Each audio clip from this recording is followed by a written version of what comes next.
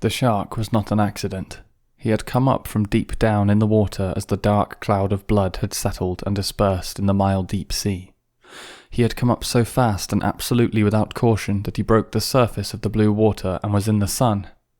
Then he fell back into the sea and picked up the scent and started swimming on the course the skiff and the fish had taken. Sometimes he lost the scent, but he would pick it up again, or just have a trace of it, and he swam fast and hard on the course. He was a very big mako shark, built to swim as fast as the fastest fish in the sea, and everything about him was beautiful except his jaws. His back was as blue as a swordfish's, and his belly was silver, and his hide was smooth and handsome. He was built as a swordfish, except for his huge jaws, which were tight shut now, as he swam fast, just under the surface with his high dorsal fin knifing through the water without wavering. Inside the closed double lip of his jaws, all of his 8 rows of teeth were slanted inwards. They were not the ordinary pyramid-shaped teeth of most sharks. They were shaped like a man's fingers when they are crisped like claws. They were nearly as long as the fingers of the old man, and they had razor-sharp cutting edges on both sides. This was a fish built to feed on all the fishes in the sea, that was so fast and strong and well armed that they had no other enemy. Now he speeded up as he smelled the fresher scent, and his blue dorsal fin cut the water. When the old man saw him coming, he knew that this was a shark that had no fear at all, and would do exactly what he wished. He prepared the harpoon and made the rope fast while he watched the shark come on. The rope was short, as it lacked what he had cut away to lash the fish. The old man's head was clear and good now, and he was full of resolution, but he had little hope. It was too good to last, he thought. He took one look at the great fish as he watched the shark close in. It might as well have been a dream, he thought. I cannot keep him from hitting me, but maybe I can get him. Dentuso, he thought. Bad luck to your mother. The shark closed fast astern, and when he hit the fish the old man saw his mouth open and his strange eyes and the clicking chop of the teeth as he drove forward in the meat just above the tail. The shark's head was out of water and his back was coming out, and the old man could hear the noise of skin and flesh ripping on the big fish when he rammed the harpoon down onto the shark's head at a spot where the line between his eyes intersected with the line that ran straight back from his nose. There were no such lines. There were only the heavy, sharp blue head and the big eyes and the clicking, thrusting, all-swallowing jaws. But that was the location of the brain, and the old man hit it. He hit it with his blood-mushed hands, driving a good harpoon with all his strength. He hit it without hope, but with resolution and complete malignancy. The shark swung over, and the old man saw his eye was not alive, and then he swung over once again, wrapping himself in 2 loops of the rope. The old man knew that he was dead, but the shark would not accept it. Then, on his back, with his tail lashing and his jaws clicking, the shark ploughed over the water as a speedboat does. The water was white where his tail beat it, and 3/4 of his body was clear above the water when the rope came taut, shivered, and then snapped. The shark lay quietly for a little while on the surface, and the old man watched him. Then he went down very slowly. He took about 40 pounds, the old man said aloud. He took my harpoon too, and all the rope, he thought, and now my fish bleeds again, and there will be others. He did not like to look at the fish any more, since he had been mutilated. When the fish had been hit, it was though he himself had been hit. But I killed the shark that hit my fish, he thought, and he was the biggest dentuso that I have ever seen. And God knows that I have seen big ones. It was too good to last, he thought. I wish it had been a dream now, and that I had never hooked the fish and was alone in bed on the newspapers. It was too good to last, he thought. But man is not made for defeat, he said. A man can be destroyed, but not defeated. I'm sorry that I killed the fish, though, he thought. Now the bad time is coming, and I do not even have the harpoon. The dentuso is cruel and able and strong and intelligent, but I was more intelligent than he was. Perhaps not, he thought. Perhaps I was only better armed. Don't think, old man, he said aloud. Sail on this course and take it when it comes. But I must think, he thought, because it is all I have left. That and baseball. I wonder how the great DiMaggio would have liked the way I hit him in the brain. It was no great thing, he thought. Any man could do it. But do you think my hands were as great a handicap as the bone spurs? I cannot know. I never had anything wrong with my heel, except the time the stingray stung it when I stepped on him when swimming and paralysed my lower leg, and made the unbearable pain. Think about something cheerful, old man, he said. Every minute now you are closer to home. You sail lighter for the loss of 40 pounds. He knew quite well the pattern of what would happen when he reached the inner part of the current. but there was nothing to be done now. "Yes, there is," he said aloud. "I can lash my knife to the butt of one of the oars." So he did that with the tiller under his arm and the sheet of the sail under his foot. "Now," he said, "I am still an old man, but I am not unarmed." The breeze was fresh now, and he sailed on well. He watched only the forward part of the fish, and some of his hope returned. "It is silly not to hope," he thought. "Besides, I believe it is a sin. Do not think about sin," he thought. "There are enough problems now without sin. Also, I have no understanding of it. I have no understanding of it, and I am not sure that I believe in it. Perhaps it was a sin to kill the fish. I suppose it was, even though I did it to keep me alive and feed many people. But then, everything is a sin. Do not think about sin. It is much too late for that, and there are people who are paid to do it. Let them think about it. You were born to be a fisherman, as the fish was born to be a fish. San Pedro was a fisherman, as was the father of the great DiMaggio." But he liked to think about all things that he was involved in, and since there was nothing to read and he did not have a radio, he thought much and he kept on thinking about sin. You did not kill the fish only to keep alive and to sell for food, he thought. You killed him for pride and because you are a fisherman. You loved him when he was alive, and you loved him after. If you love him, it is not a sin to kill him. Or is it more? You think too much, old man, he said aloud, but you enjoyed killing the dentuso, he thought. He lives on the live fish, as you do. He is not a scavenger, nor just a moving appetite as some sharks are. He is beautiful and noble and knows no fear of anything. I killed him in self-defense, the old man said aloud, and I killed him well. Besides, he thought, everything kills everything else in some way. Fishing kills me as it keeps me alive. The boy keeps me alive, he thought. I must not deceive myself too much. He leaned over the side and pulled a loose piece of the meat of the fish where the shark had cut him. He chewed it and noted its quality and its good taste. It was firm and juicy like meat, but it was not red. There was no stringiness in it, and he knew that it would bring the highest price in the market. But there was no way to keep its scent out of the water, and the old man knew that a very bad time was coming. The breeze was steady. It had backed a little further into the northeast, and he knew that meant that it would not fall off. The old man looked ahead of him, but he could see no sails, nor could he see hull, nor the smoke of any ship. There were only the flying fish that went up from his bow, sailing away to either side of the yellow patches of gulfweed. He could not even see a bird. He had sailed for 2 hours, resting in the stern, and sometimes chewing a bit of the meat from the marlin, trying to rest and to be strong, when he saw the first of the 2 sharks. "Aye!" he said aloud. There is no translation for this word, and perhaps it is just a noise such as a man might make, involuntarily, feeling the nail go through his hands and into the wood. "Galanos," he said aloud. He had seen the second fin now coming up behind the first, and had identified them as shovel-nosed sharks by the brown, triangular fin and the sweeping movements of the tail. They had the scent and were excited, and in the stupidity of their great hunger were losing and finding the scent in their excitement. But they were closing in all the time. The old man made the sheet fast and jammed the tiller.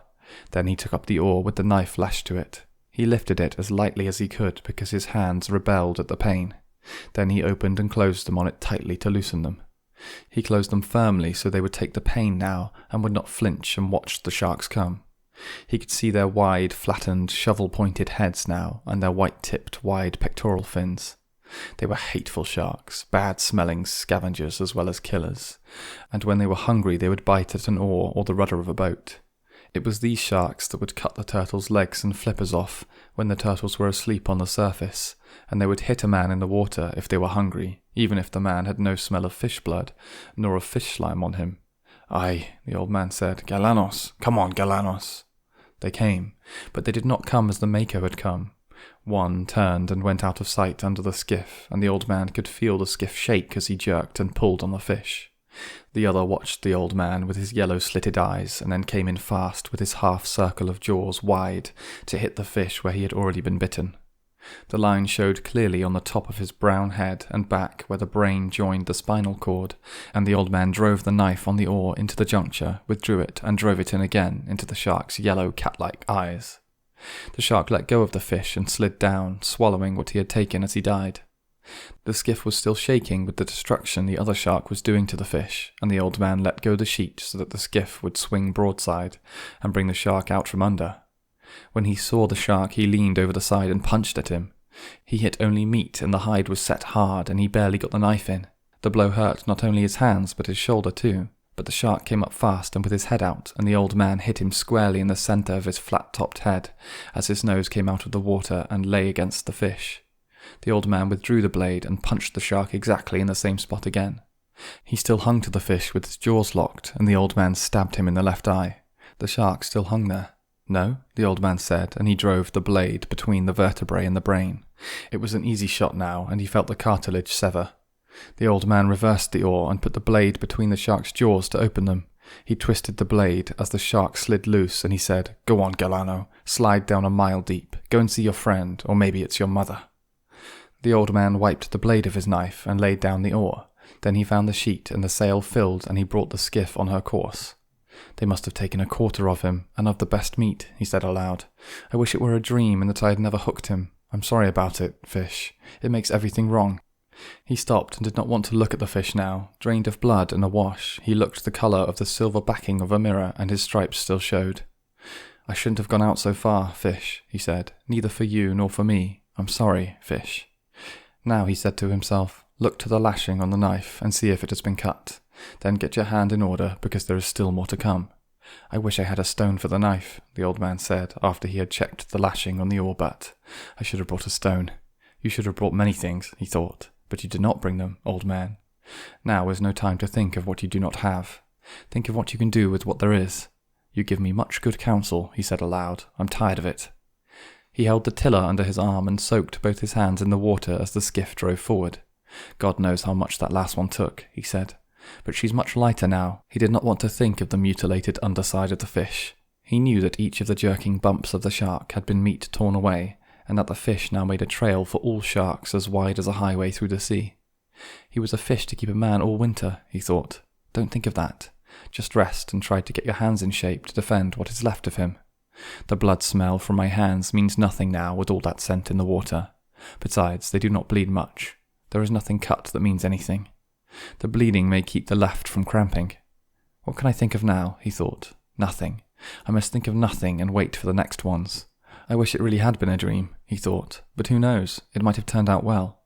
The next shark that came was a single shovel-nose. He came like a pig to the trough if a pig had a mouth so wide that you could put your head in it. The old man let him hit the fish and then drove the knife on the oar into his brain. But the shark jerked backwards as he rolled and the knife blade snapped. The old man settled himself to steer. He did not even watch the big shark sinking slowly into the water, showing first life-size, then small, then tiny. That always fascinated the old man, but he did not even watch it now. I have the gaff now, he said, but it will do no good. I have the 2 oars and the tiller and the short club. Now they have beaten me, he thought. I am too old to club sharks to death, but I will try it as long as I have the oars and the short club and the tiller. He put his hands in the water again to soak them. It was getting late in the afternoon, and he saw nothing but the sea and the sky. There was more wind in the sky than there had been, and soon he hoped that he would see land. You're tired, old man, he said. You're tired inside.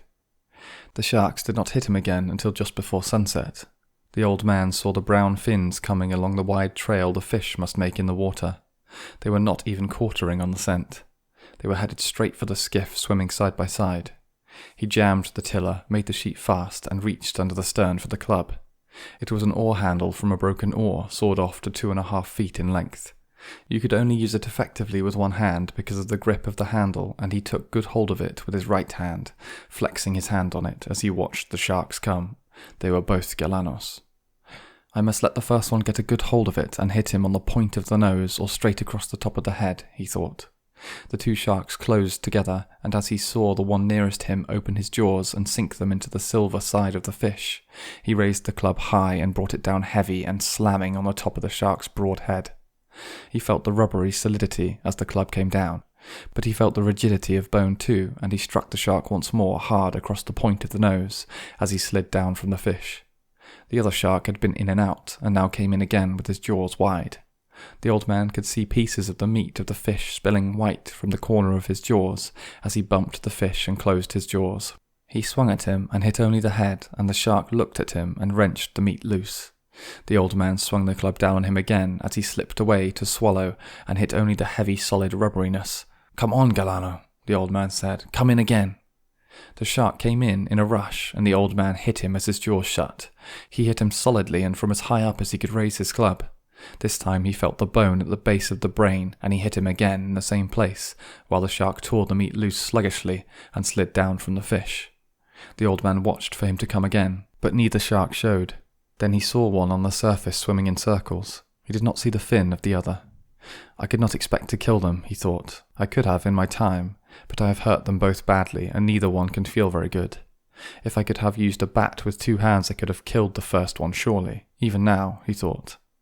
He did not want to look at the fish. He knew that half of him had been destroyed. The sun had gone down while he had been in the fight with the sharks. It will be dark soon, he said. Then I should see the glow of Havana. If I am too far eastward, I will see the lights of one of the new beaches. I cannot be too far out now, he thought. I hope no one has been too worried. There is only the boy to worry, of course, but I am sure he would have confidence. Many of the older fishermen will worry. Many others too, he thought. I live in a good town. He could not talk to the fish any more, because the fish had been ruined too badly. Then something came into his head. Half fish, he said. Fish that you were. I am sorry that I went too far out. I ruined us both, but we have killed many sharks, you and I, and ruined many others. How many did you ever kill, old fish? You did not have that spear on your head for nothing. He liked to think of the fish and what he could do to a shark if he were swimming free. I should have chopped the bill off to fight them with, he thought. But there was no hatchet, and then there was no knife. But if I had, and could have lashed it to an oar-butt, what a weapon! Then we might have fought them together. What will you do now if they come in the night? What can you do? Fight them, he said. I'll fight them until I die. But in the dark now, and no glow showing, and no lights, and only the wind and the steady pull of the sail, he felt that perhaps he was already dead. He put his 2 hands together and felt the palms. They were not dead, and he could bring the pain to life by simply opening and closing them. He leaned his back against the stern, and he knew he was not dead. His shoulders told him. I have all those prayers I promised if I caught the fish, he thought, but I am too tired to say them now. I better get the sack and put it over my shoulders. He lay in the stern and steered and watched for the glow to come in the sky. I have half of him, he thought. Maybe I'll have the luck to bring the forward half in. I should have some luck. No, he said, you violated your luck when you went too far outside. Don't be silly, he said aloud, and keep awake and steer. You may have much luck yet. I'd like to buy some, if there's any place they sell it, he said. What could I buy it with? He asked himself. Could I buy it with a lost harpoon and a broken knife and 2 bad hands? You might, he said. You tried to buy it with 84 days at sea. They nearly sold it to you too. I must not think nonsense, he thought. Luck is a thing that comes in many forms, and who can recognize her? I would take some, though, in any form, and pay what they asked. I wish I could see the glow from the lights, he thought. I wish too many things, but that is the thing I wish for now. He tried to settle more comfortably to steer, and from his pain he knew he was not dead. He saw the reflected glare of the lights of the city at what must have been around 10 o'clock at night. They were only perceptible at first as the light is in the sky before the moon rises. Then they were steady to see across the ocean, which was rough now with the increasing breeze. He steered inside of the glow, and he thought that now, soon, he must hit the edge of the stream.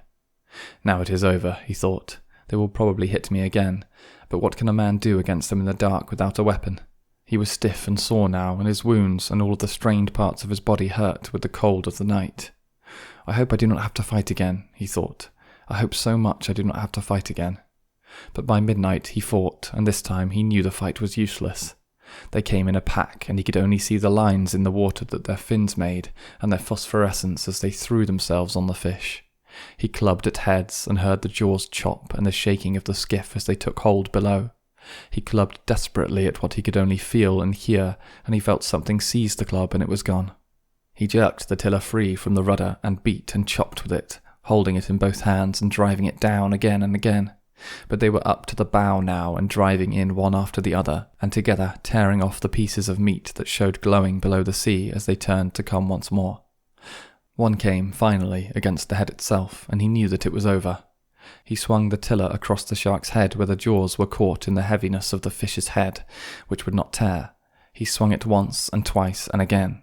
He heard the tiller break, and he lunged at the shark with its splintered butt.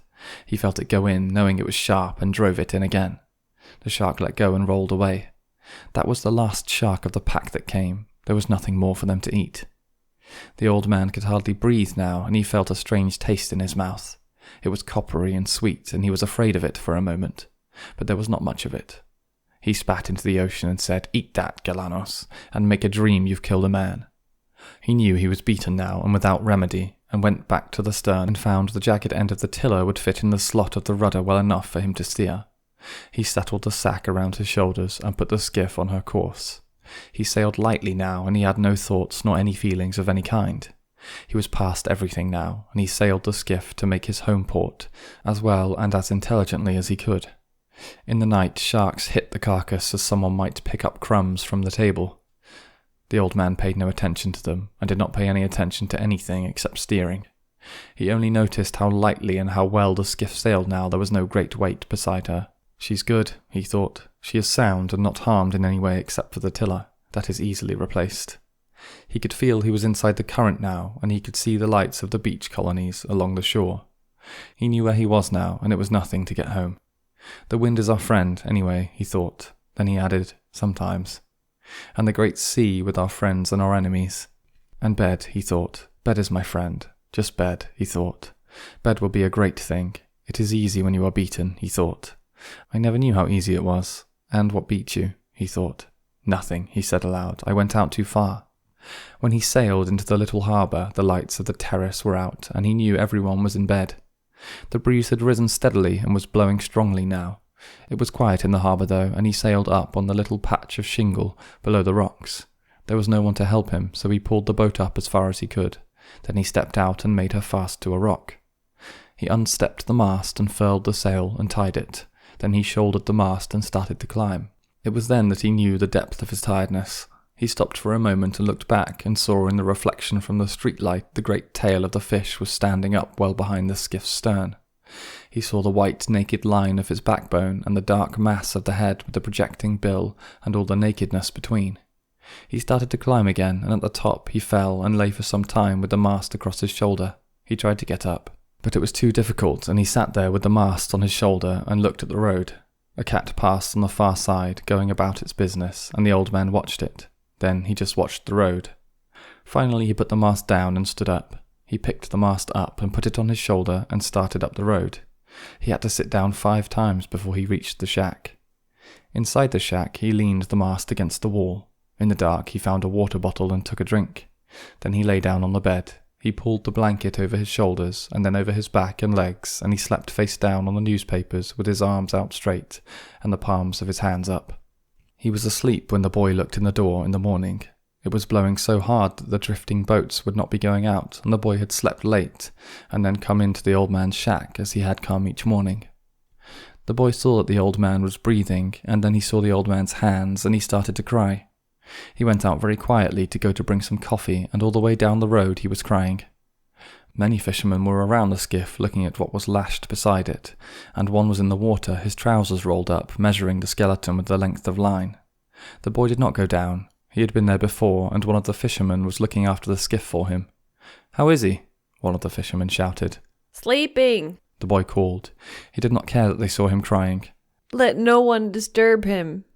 He was 18 feet from nose to tail, the fisherman who was measuring him called. "I believe it," the boy said. He went into the terrace and asked for a can of coffee. "Hot and with plenty of milk and sugar in it." "Anything more?" "No. Afterwards I will see what he can eat." "What a fish it was," the proprietor said. "There has never been such a fish. Those were 2 fine fish you took yesterday too." "Damn my fish," the boy said, and he started to cry again. "Do you want a drink of any kind?" the proprietor asked. "No," the boy said. "Tell them not to bother Santiago. I'll be back." "Tell him how sorry I am." "Thanks," the boy said. The boy carried the hot can of coffee up to the old man's shack and sat by him until he woke. Once it looked as though he were waking, but he had gone back into heavy sleep, and the boy had gone across the road to borrow some wood to heat the coffee. Finally the old man woke. "Don't sit up," the boy said. "Drink this." He poured some of the coffee in a glass. The old man took it and drank it. "They beat me, Manolin," he said. "They truly beat me." "He didn't beat you. Not the fish." "No, truly, it was afterwards." "Pedrico is looking after the skiff and the gear. What do you want done with the head?" "Let Pedrico chop it up and use it in his fish traps." "And the spear?" "You keep it if you want it." "I want it," the boy said. "Now we must make our plans about the other things." "Did they search for me?" "Of course, with coast guards and with planes." The ocean is very big, and a skiff is small and hard to see, the old man said. He noticed how pleasant it was to have someone to talk to instead of speaking only to himself and to the sea. I missed you, he said. What did you catch? 1 on the first day, 1 on the second, and 2 of the third. Very good. Now we fish together again. No, I am not lucky. I am not lucky anymore. The hell with luck, the boy said. I'll bring the luck with me. What will your family say? I do not care. I caught 2 yesterday, but we will fish together for now, and I still have much to learn. We must get a good killing lance and always have it on board. You can make the blade from a spring leaf from an old Ford. We can grind it in guanabacoa. It should be sharp and not tempered so it will break. My knife broke. I'll get another knife and have the spring ground. How many days of heavy brisa do we have? Maybe 3, maybe more. I will have everything in order, the boy said. You will get your hands well, old man. I know how to care for them. In the night I spat something strange and felt something in my chest was broken. Get that well too, the boy said. Lie down, old man, and I will bring you your clean shirt and something to eat. Bring any of the papers of the time that I was gone, the old man said. You must get well fast, for there's much that I can learn, and you can teach me everything. How much did you suffer? Plenty, the old man said. I'll bring the food and the papers, the boy said. Rest well, old man. I will bring the stuff from the drugstore for your hands. Don't forget to tell Pedrico the head is his. No, I will remember. As the boy went out the door and down the worn coral rock, he was crying again. That afternoon there was a party of tourists at the terrace, and looking down in the water among the empty beer cans and dead barracudas, a woman saw a great long white spine with a huge tail at the end that lifted and swung with the tide, while the east wind blew a heavy, steady sea outside the entrance to the harbour. What's that? She asked the waiter and pointed to the long backbone of the great fish that was now just garbage waiting to go out with the tide. Tiburon, the waiter said, is shark. He was meaning to explain what had happened. I didn't know sharks had such handsome, beautifully formed tails. I didn't either, her male companion said. Up the road in his shack the old man was sleeping again. He was still sleeping on his face, and the boy was sitting by him watching him. The old man was dreaming about the lions.